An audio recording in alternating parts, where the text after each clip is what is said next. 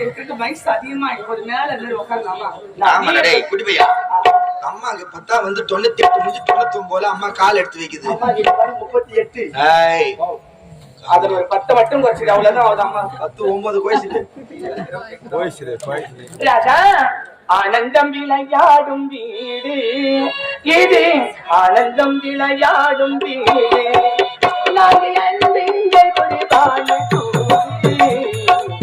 ஆனந்தம் விளையாடும் ஆனந்தம் விளையாடும் வீடு, ஆனந்தம் விளையாடும் வீடு, நான்கு அன்பில்கள் உருவாட கூடி ஆனந்தம் விளையாடும் வீடு. 10 மாதம் சுமந்தால் 10 மாதம் சுமந்தால் என்னை எடுத்தால் 10 மாதம் சுமந்தால்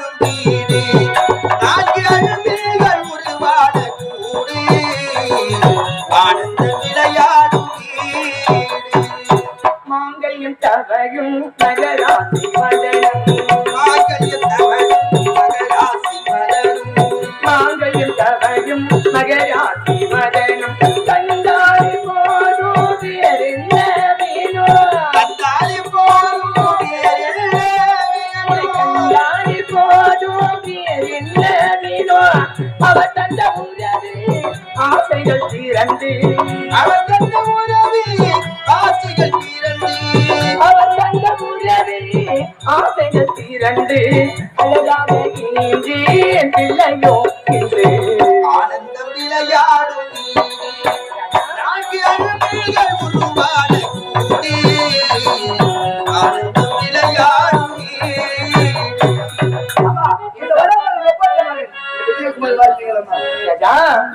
தாயின் பாதத்தை வணங்குகிறார் என்றென்றைக்கும் நலமோடு மகன் தந்தை காட்டும் உதவி இவன் தந்தை எண்ணோற்றான் கொய் என்பது திருவள்ளுவரின் வாக்கு. ஒரு பிள்ளையை பெற்றால் மட்டும் போதாது, இவனை பெற்றெடுத்ததற்கு இவள் தாய் தந்தை எத்தனை ஒரு புண்ணியம் செய்திருக்க வேண்டுமோ அப்படி பார்க்கிற மக்கள் எல்லாம் சொல்ல வேண்டும். அப்படி நான் பெற்றெடுத்த கடனை திருப்பறிகளா நீ சந்தோஷமா இருந்தா போதும் ராஜா. இருந்தாலும் காலையில இருந்து எங்க போன? சும்மா சொல்லக்கூடாதுங்க, எங்கன்னா போய் சுத்தி கிடத்தான்னு உங்களுக்கு சந்தேகம். என் பிள்ளை அப்படிலாம் சுத்த மாட்டேன், இருந்தாலும் எனக்கு சந்தேகமா இருக்கு. அந்த ரூம்ல பிள்ளை கூட நம்ப முடியல, முக்கியமா அந்த நாயனை நம்ப முடியல. கூட்டன் போய் அவன் தான் ஒரு பயிர் தருவாங்க நாயனை. திருநாதர் கூட்டேன் அந்த பேர் சொன்னாதான் ஏந்து வருவாங்க.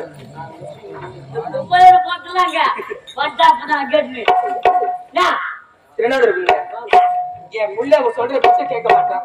அவன் கூடிய சுத்திரிய செவ்வாழ சொல்ல மாட்டேன். செவ்வாழ கண்ட கண்ட நாயெல்லாம் புத்தி சொல்லணும்னு கேட்டியா? அவன் மோட்டு, அவர் பட்லு, மோட்டு பட்லு.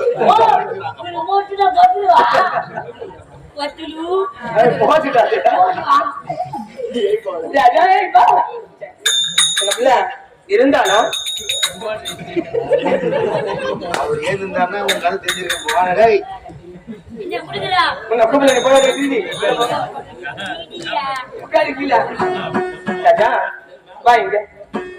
சந்தோஷமான செய்தி என்ன தெரியுமா? இத்தனை நாள் அப்பா எங்க போனாருன்னு கேட்டல, தவத்திற்கு சென்று கம்முடா விவாதியா தவத்திற்கு சென்று அப்பா வீட்டுக்கு வந்துட்டாரு. உனக்கு அம்மா காலையில இருந்து நான் சாப்பிடவே இல்லை. ஏன் தெரியுமா? உனக்கு சாப்பாடு விட்டாம எங்க சாப்பிட்டுருக்கேன்.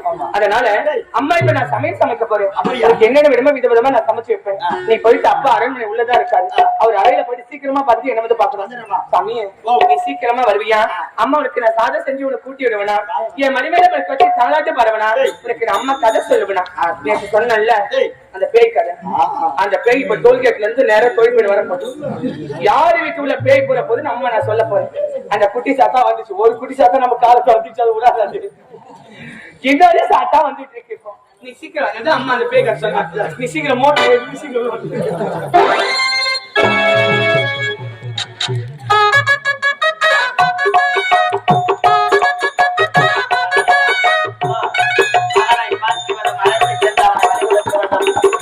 வரமதை பலிக்க செய்யவன் என்று காத்திருக்கின்றேன். மகன் வருவான் என்று மறுநாள் இதுவரைக்கும் மக்களை காணவில்லை. சரி, பார்க்கின்றேன் மகன் வருவதை. மகனை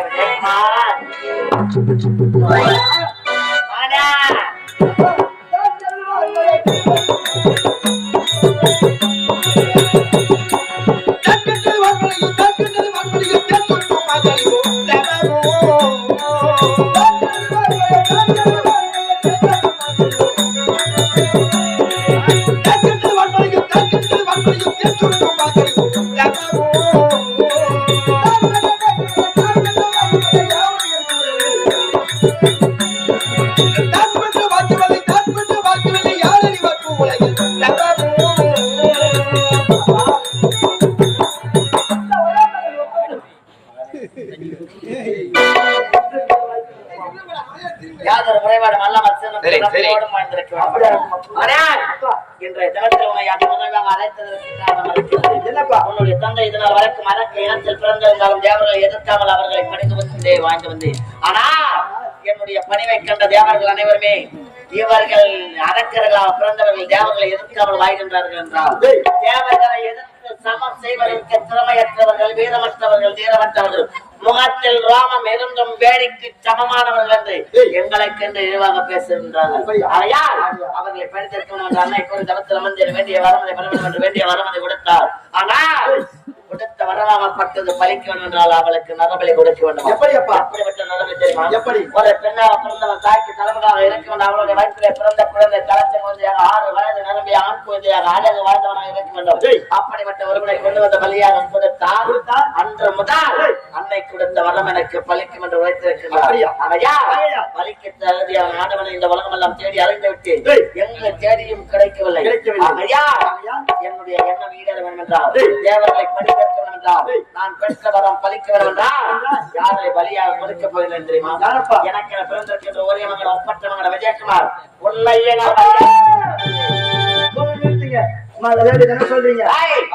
விளையாட்டல்ல, உன்னை பெற்றெடுத்த மகன் என்ற பாசத்தை மறந்த வலியை கொடுத்தால் மட்டுமே நான் பெற்ற வரம் பலிக்கும். ஆகையால் தந்தைக்கு ஒரு அவமானம் என்றால் அது பிள்ளையையும் சார்ந்தது. தந்தையின் துயரை துடைக்க தந்தையின் வார்த்தையை சிறமேற்கொண்டு புறப்பட வழிவீடா சத்தியமாக நிச்சயமாக முடியாது.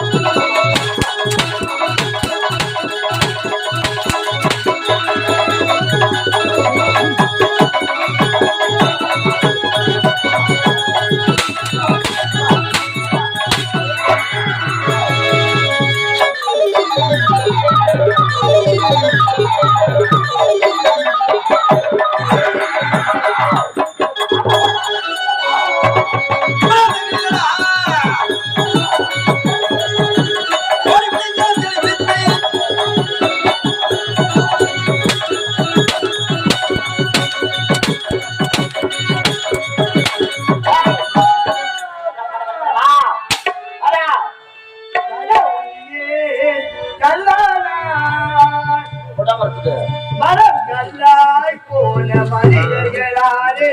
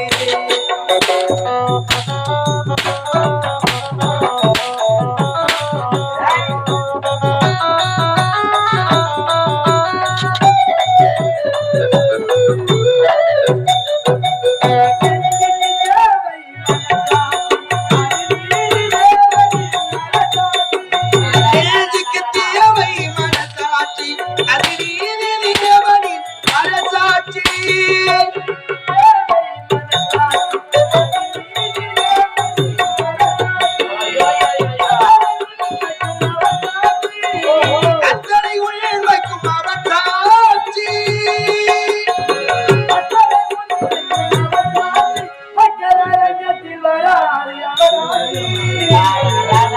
மக்கள் அரங்கத்தில் வராது அவனாட்சி கடவுளே கல்லாடார் மனம் கல்லாய் போன மனிதர்களாய்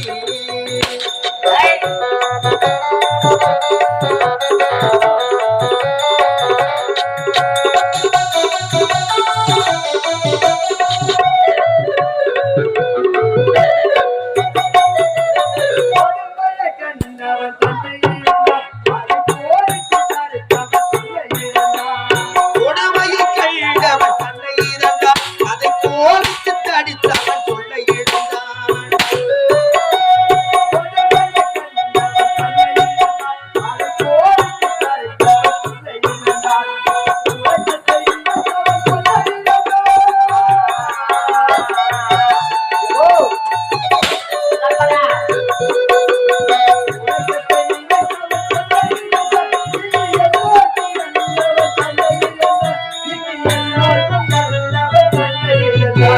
கடவுளே கல்லாடார் மனம் கல்லாய் போன மனிதர்களாய்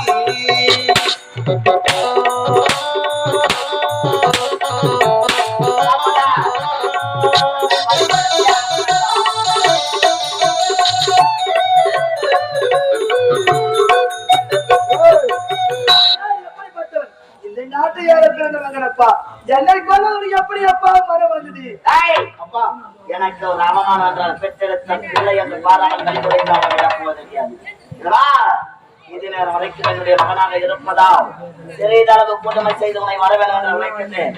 இதே வர முடியாது என்று உழைத்திருப்பதே இருந்தால் சிறிய சித்திரவதையை செய்து அழைத்து செல்வேன். வர முடியுமா முடியாதா? முடியாதுப்பா.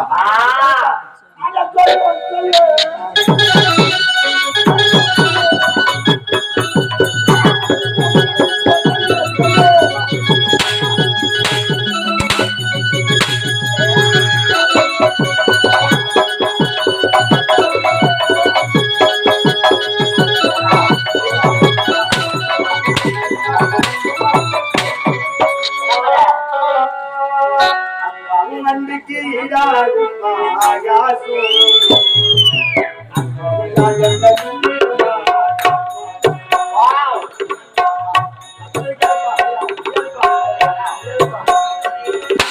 அப்பாவின் நன்மைக்கு ஈடாகும் ஆகாதும் அப்பாவின் அகத்தை மிஞ்சிடுமா தாய்ப்பாதும் தாய்ப்பாசும் அப்பாவின் அகத்தை மிஞ்சிடுமா தாய்ப்பாசும்